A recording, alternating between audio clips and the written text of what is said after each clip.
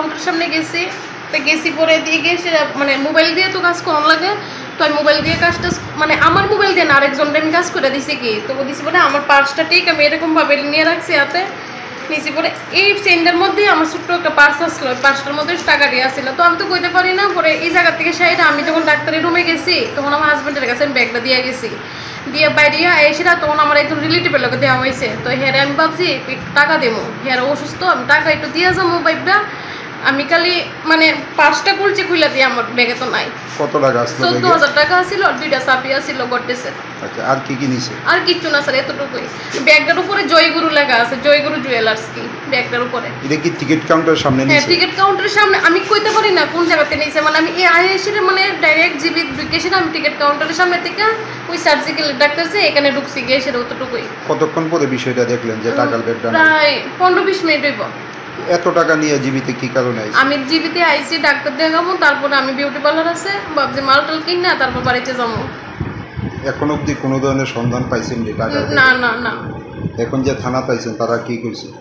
তারা তো আমার শুধু অ্যাড্রেস টেড্রেস লইল, তারা তো আর কিছু কইছে না। কইছে আচ্ছা, জীবিতে তো আপনার বেসরকারি নিরাপত্তা কর্মী প্লাস পুলিশ কর্মী আমরা গেছি পরে কইছে পিএসএ আইতাম। বেসরকারি নিরাপত্তা কর্মীদের থাকার সত্ত্বেও এই ধরনের চুরি আমরা প্রথম যখন এরকম কইতাছি যে আমার এমন মনে হয়েছে, তাহলে কইতাছে ইয়ানে হেল্প ইয়ানে গ্যাস যাইতাম, তো গেছি পরে তারা কইতাছে আমরা কিতা করুম, আমরা তো কিছু করার নাই, এখন তো সিসিটিভিও নাই, আপনারা পিএসএ যান। তাই আমরা পিএসএ আইলাম। কি মনে হয় জিবি হাসপাতালে কি মানে নিরাপত্তার অভাব আছে? নিরাপত্তা অনেক অভাব আছে, এত বড় একটা হসপিটাল খুলে রাখছে কিন্তু সিসিটিভি টুবি কিচ্ছু নাই, থাকলে তো আজকে আমার এরকম হইতো না। অনেক কষ্টের টাকা এটি। এখন বাড়িতে কিভাবে যাবেন? বাড়িতে যে যাবো এতটুকু টাকা অনেক, শুধু আমার চিপের মধ্যে মনে কয়েকটা টাকা আছে এতটুকু। নাম কি আপনার? প্রিয়াঙ্কা দাস। বাড়ি কোন জায়গায়? বাড়ি ওমপি। রিয়া ডাকছিলে বাবা? কতদিনের রিলেশন? বছর 5 হবে। কেন? একবার জানালি না?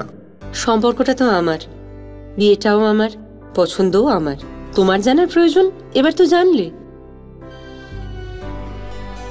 তাহলে আমি যদি গিফট দিই সেটা আমার পছন্দের হওয়া উচিত। তোকে দিলাম, দেখ।